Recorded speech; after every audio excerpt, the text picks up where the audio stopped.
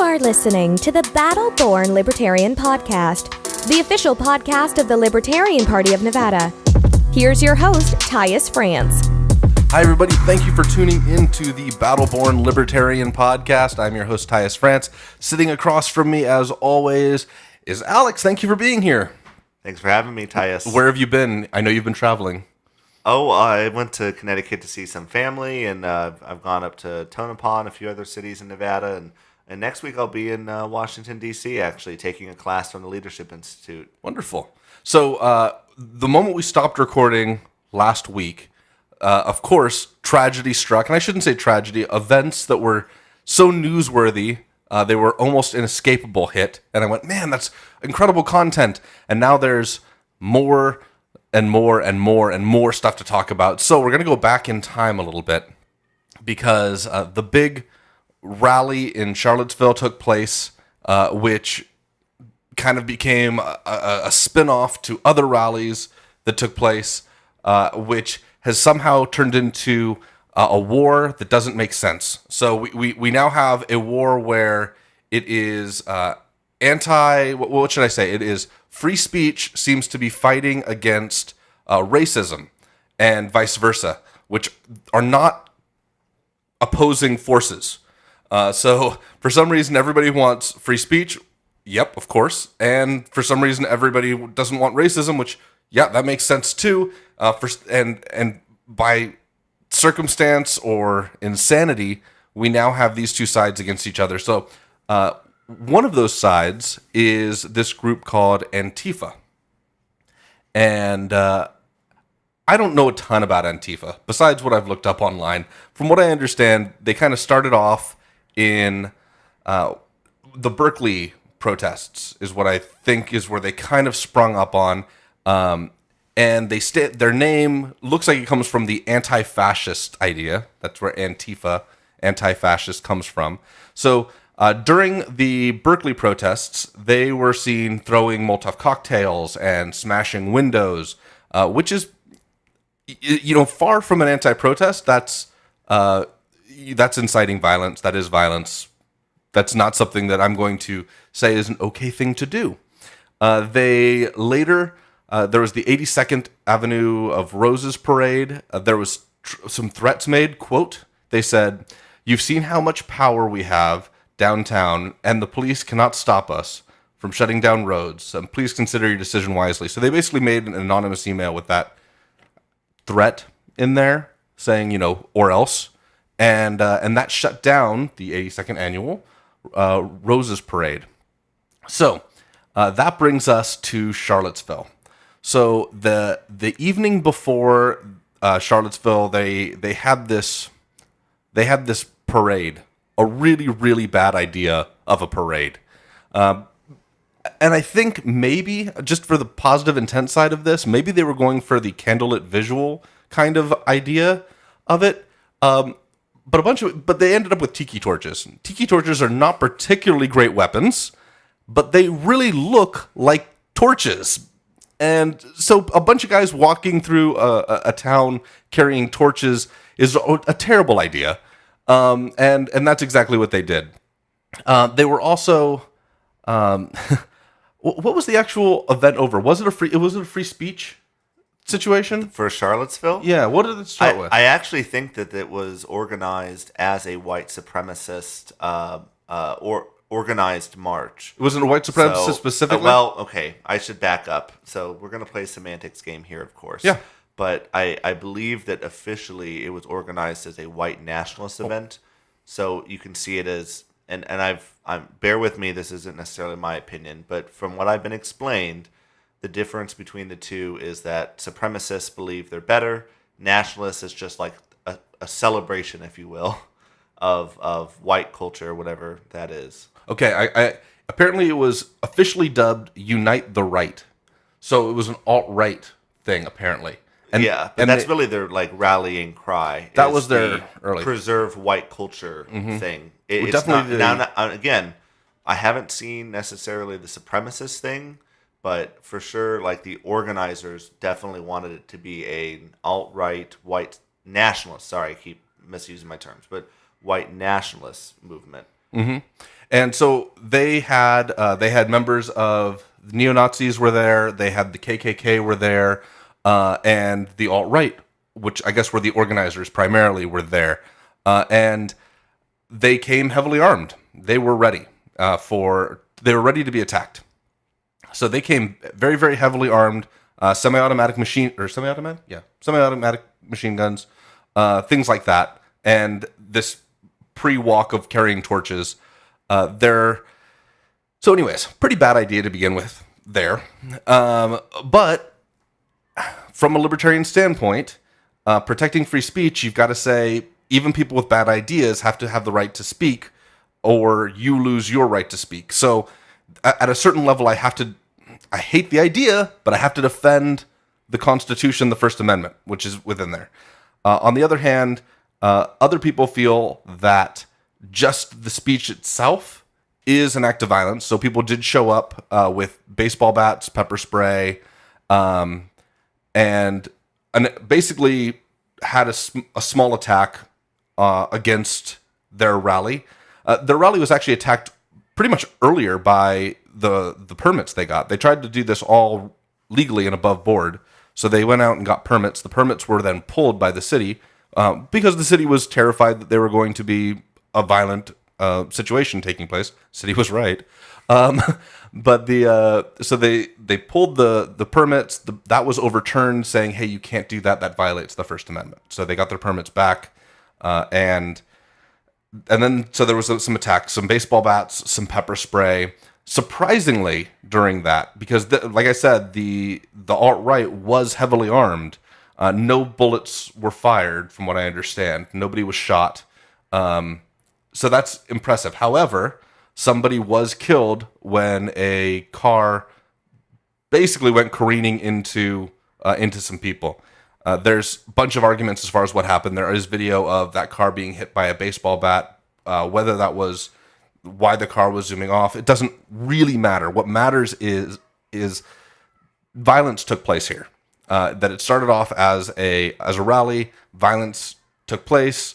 Antifa showed up. They were the violence on the other side of it, and there was also tons of people there counter protesting that were not violent, and I think that's really important. There was tons of people that were rallying that were not violent, and those are both really important points, because while some people took to violence, that was not an act that everyone took to, and it becomes a very slippery slope when you say, well, one person was killed because this guy had a car. If you then lump everybody together, you can say, well, then everybody alt-right is a murderer. Or you can go, everybody with a car is a murderer. You can start clumping all these people together until the point where it gets absolutely crazy. So I'm going to move on to some other rallies, unless you want to say something on Charlottesville. I mean, I just want to point out that I think that there are a lot of very complex issues there. I would say that if you boiled this issue down to, the smallest common denominator, you have the issue of free speech, and where that goes. And of course, the law of the land by Supreme Court decision at the moment is that free speech ends where imminent violence, clear and present imminent violence is to occur. So a rally in and of itself, whether or not they could say anything they want, as hating as they want to be, it doesn't pass a Supreme Court constitutional test for inciting violence, right? It's when physical violence or a threat of physical violence becomes possible. That is when, and I honestly think that this is such a tough issue. I honestly think that that's probably a decent, restriction. I know I would love to live in a world where everything was free speech, but the only way that could happen is everything was private property, and then you could just rely on the private property owners to enforce their definition of free speech. But as long as we have public land owned by the people, I think that it's important that we extend free speech as far as we can. We give everyone the benefit of the doubt that they're going to have a peaceful vigil or protest or whatever, and only when it crosses the threshold of an imminent danger, which again, gray area, yes, but again, the Supreme Court has given some guidance over the 20th century as to what that entails. A lot of people very miscorrectly, say that the Supreme Court decision that's the law of the land is the screaming fire in a crowded theater. That was overturned in the 70s.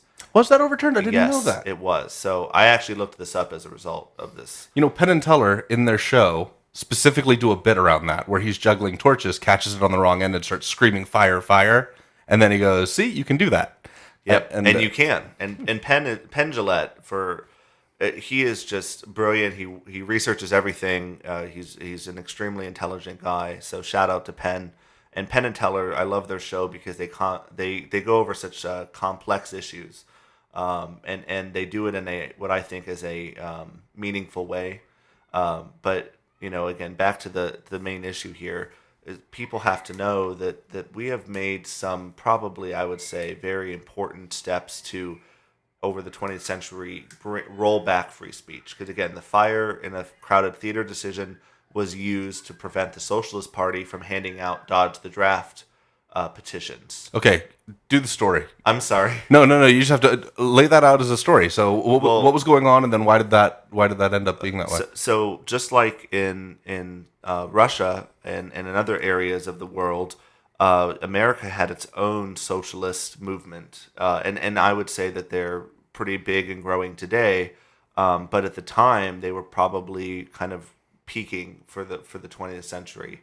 And basically, one of the ways they wanted to encourage people to participate in civil disobedience is by dodging the draft, which is, of course, a requirement for compulsory military service. Now, interestingly, this is something that a libertarian might advocate for, that the draft should not exist and that there should be no force for somebody to have to participate in military action. At what time is this? Is this Cold War? Is this what we're This freaking is out World over? War II. Okay. Yeah, so remember that in World War II, there was a very tenuous coalition of socialists and capitalists to defeat fascists. It was presumed that fascism as a political ideology was worse than communism as an economic ideology. So the decision was made, and you might argue one way or another historically, and you're welcome to write. I'm sure you can get your PhD off of this kind of thing, but the important distinction here is that was a coalition that was formed very temporarily to defeat fascism, but as soon as that was over, as soon as there was no common enemy of Germany and Nazi Germany particularly, then you saw the economic war, right, between communism, socialism, if you will, and since true communism's never been tried, Tyus, and capitalism. Yeah. But, different words, same thing. But importantly, right, extremes. We had a socialist party here, and people forget that, like that. They don't realize that McCarthyism and all of the things that were done to eliminate the free speech and the rights of the socialists to pass out their propaganda. So you were saying that the socialists were passing out propaganda in theaters? Well, they were passing out propaganda, and they were doing it with Dodge the Draft propaganda, particularly. Now, of course, whenever the Supreme Court hears a case, they hear multiple cases, right? Usually summed up into one. So I believe this was one such one, and I'm sure there might be some other ways that you can go into that. But the important thing is that this decision was overturned in the 70s. What the Supreme Court realized after this decision was that it really, really reduced the First Amendment. And they realized that the First Amendment was meant to be the First Amendment. It's the most important. There's a reason it's listed first.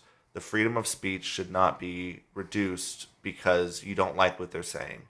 And that's what had happened here, Tyus, is because you didn't like the idea that they might incite panic or whatever, they decided to, in the 70s, give, and then, again, there was several cases leading up to this, and you can go read the full history in almost any Supreme Court textbook. But essentially, they continued to refine the definition of what it means to have an imminent danger. There's like a test now that judges are allowed to use to decide, is this really an imminent threat? Is this really an imminent danger to people and to public safety? In that instance, then free speech can be restricted. So, like, if somebody's out there and they're screaming blood and soil, while that might be related to Nazis and the oppression of Jews and actually the death of many Jews, that's still not that's not the statement of, hey, let's all go out there and kill Jewish people. Yes. Now, you can be well armed and you can have a rally, if you will, with tiki torches and march around and this sort of thing. But if it's done in a peaceful manner, then there should be no reason to disrupt it on the government side of things. And on the government side of things, when you do intervene is when it does either become violent or it's about to become violent. So if all of a sudden they decide they're going to rush the courthouse, that's when the free speech is over.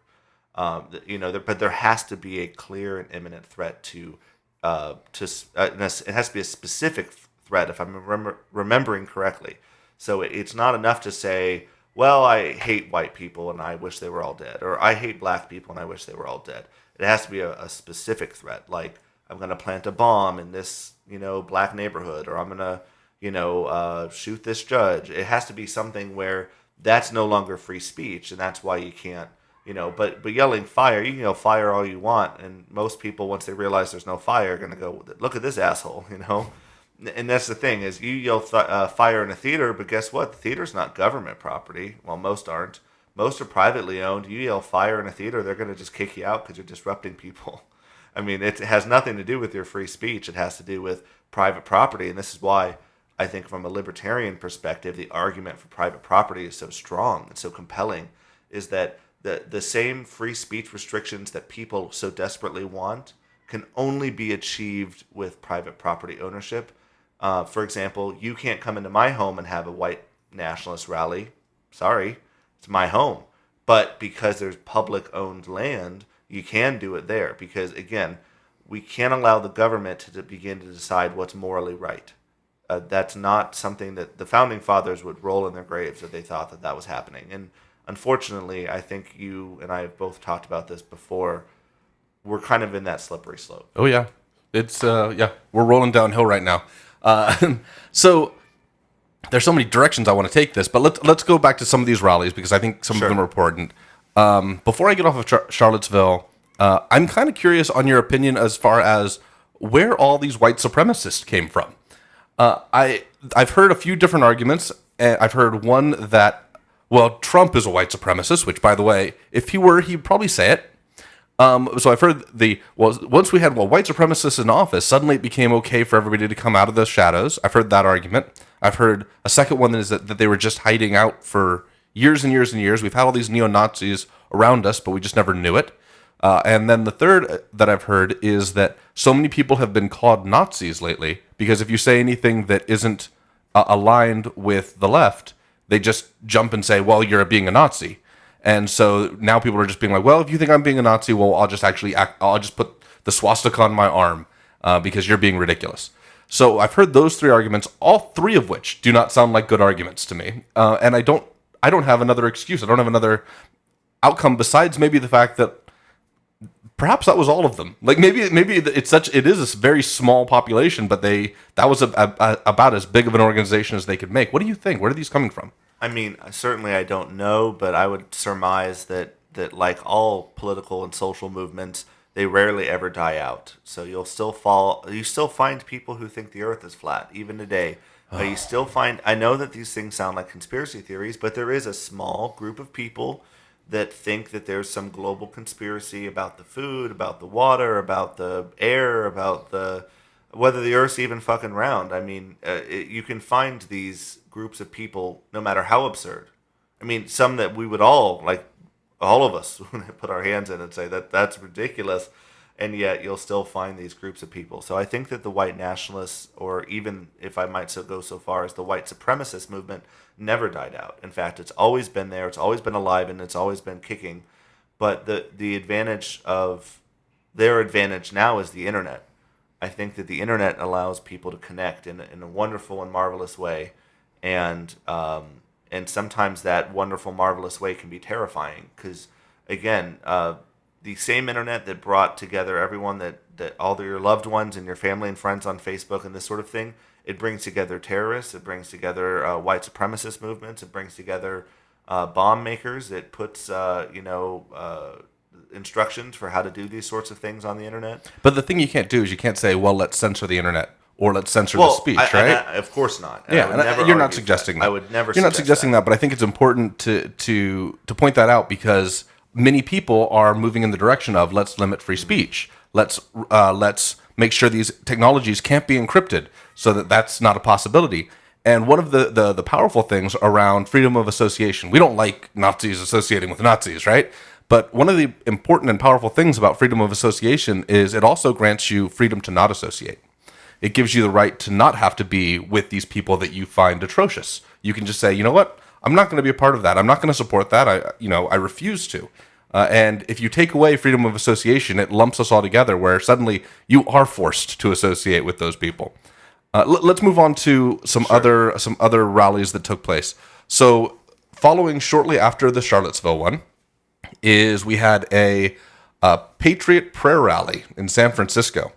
So the interesting thing on the Patriot Prayer rally was that the counter protest on that was kind of unique. What they decided to do was they found out where this group got permits to go, and they basically put out information out there to say, hey, go walk your dog in this area, make sure the dog poos there, and that way the ralliers will have to step in dog shit. That was the way of addressing it. Now that's at a really thin level, that's really kind of funny, right? And if you just take it there, it is really funny. It's, you mean dog poop's really not going to harm somebody overall. But this is, again, setting up that interesting slippery slope thing. And so I found this post online where these people are talking about it.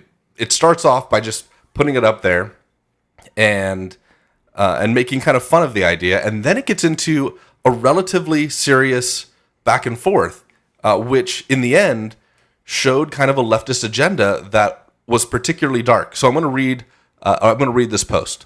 So the first person that actually makes this kind of serious is, he says, exposing thousands of people to hazardous bacteria and blatantly ignoring EPA warnings about the environmental impact it causes. So his point is, yeah, okay, even though this is kind of funny, you are making an unsafe choice for the environment for these people as far as bacteria is concerned. And then he gets countered by them saying, well, they're going to pick it up afterwards, man. And he goes back and forth. Anyways, it gets to the point where he says, fair enough. I just wanted to hear that you were willing to endanger others, suppress their right to protect, and go against the EPA when it's convenient to you. And they said, well, when it's Nazis, yes. So basically what they say is everything's fine up until the point where I find it wrong. And once I find it wrong, suddenly the ethics are out. So they go, it is wrong to hurt the environment. It is wrong to potentially put others in harm's way. But you know what? When it's Nazis, when it's somebody I don't like, then it's okay to do. And that's exactly the slippery slope that we were talking about. That's exactly what happened with this one. It's a minor event. Patriot Prayer was the theme of the rally. Basically, a ton of these rallies right after Charlottesville sprung up. And there's some interesting thought as far as why and where they sprung up. So this Patriot Prayer one sprung up in San Francisco, which is an incredibly left-leaning place. So there are people that believe that what's happening here is they are creating these rallies, and they're putting it under a blanket of free speech or open religion, whatever the case may be, and they're not allowing white supremacists in at this point, but they're kind of hinting at it in hopes that they get counter-protests to show up to make the counter-protesters look bad, especially if the counter-protesters act violently. Another example of this was the one in Boston, which was specifically a free speech rally. And I ended up writing a bunch of stuff online about this particular rally because everything I could find about it was that the free speech rally, they had black people at the rally. There was no KKK, no Nazis, no alt-right. None of them were allowed to be there. When I dug a little bit further, it had turned out that they did have somebody who was an alt-right speaker that was going to be there earlier.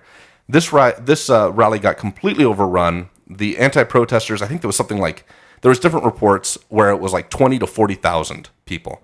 and there was less than 100 people at the rally, so massively overrun by the counter-protesters. The counter-protesters did attack people. There were several incidences of violence. There was many injuries that took place. Nothing big. A lot. And what was interesting too is that the media reported that this is how it should be done. That the counter-protesters protested, and then it came to an end. Well, the counter-protesters actually acted violently, so it's not how it should ever be done. But there might be something taking place here where violence is being incited by the other side, almost to make them look bad. So maybe this Boston free speech rally, perhaps they intentionally invited this person, then canceled it. They had black speakers there to make them look like, hey, we're completely innocent. And then when they started acting violently, suddenly they could point the finger at all these people on the left and basically say, look, it's them. They're the ones that are truly violent. They're the ones that are truly fascist, which is a really, really interesting approach. And it's also an approach that we have seen before. So I'm going to bring up a video, going to get real fancy here. And I'm going to bring up a video about the election. This was taking place while Trump was campaigning.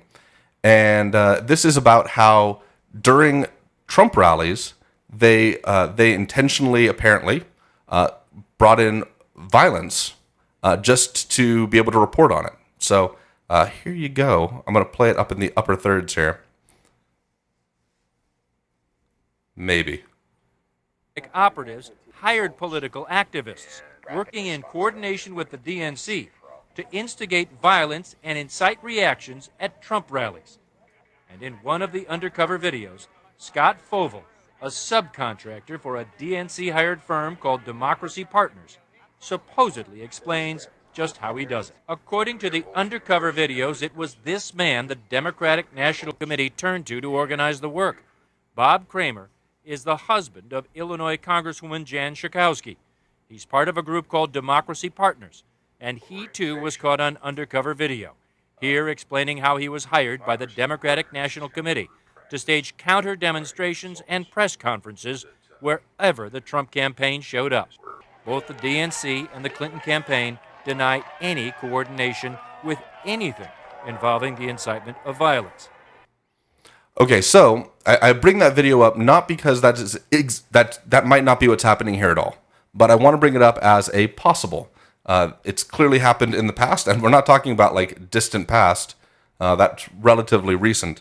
And I guess the moral of the story is the only way to overcome this on either side is to be the nonviolent one, to not be the aggressor.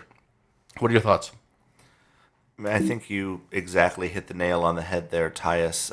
We need more Dr. Kings. We need less Malcolm X's. I mean, when we're talking about the movement for civil rights, it's obviously an emotionally charged issue. Passions run deep.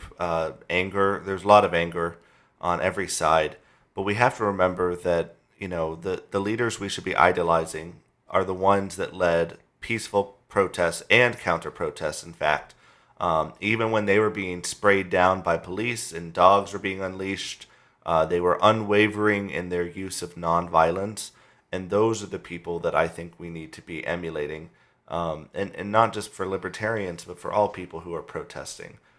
There's a lot to protest in this country.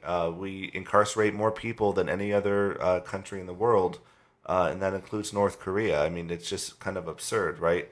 And we continue to fail our children by shoving them into a failing, educational system. And there's just so many examples of real things that we should be protesting and taking a stance on. And, as much as these protests are a symbol of strength and a symbol of unity and a symbol of the community coming together, the most important way that you could actually get involved and make change is to get involved politically. These decisions get made by politicians, judges, legislators every year. And if you don't get involved, if you stand idly by, and even if you go to protest and you're a nonviolent protester, nothing will change until we start to change the system. So if our listeners wanted to get involved, how would you suggest they do so? The easiest way for people that are wanting to get involved with the Libertarian Party of Nevada, just go to our website, sign up, and if you go to lpnevada.org/volunteer, you can sign up to volunteer, and we'll get in contact with you. We do monthly days of action. We had one just this last Saturday. We had quite a few people there helping us make mailers for fundraising and this sort of thing. I think next month we're going to do phone banking and reaching out to people and finding out, hey, what is it that you would like to do and this sort of thing. What do you want to see changed in Nevada state law? But this is how real change takes place, right? It's through the political process. We can protest till we're blue in the face, but all that's going to do is be a news cycle for 24 to 48 hours, and then after that, everyone's forgotten. I mean, I bet you if you pulled up some of the stuff that we were talking about 6 months ago, people would be like, huh? I mean, I think we were talking about things like transgender bathrooms and airlines, dragging customer. I mean, if you talked about these things now, people would be like, oh, that seems so dumb now to make such a national outcry about. You know what I mean? I'm not saying the media couldn't do it, but wouldn't put it past them. Yeah. So let's wrap it up on that note. We would love to have your participation out there, but until next time, please make it all about freedom. This show is brought to you by the Libertarian Party of Nevada. Music is provided by T. Sims. Please support the show by subscribing, sharing it with friends, and leaving a positive review on iTunes. For more information or to learn how to get involved, visit lpnevada.org. Thank you for listening.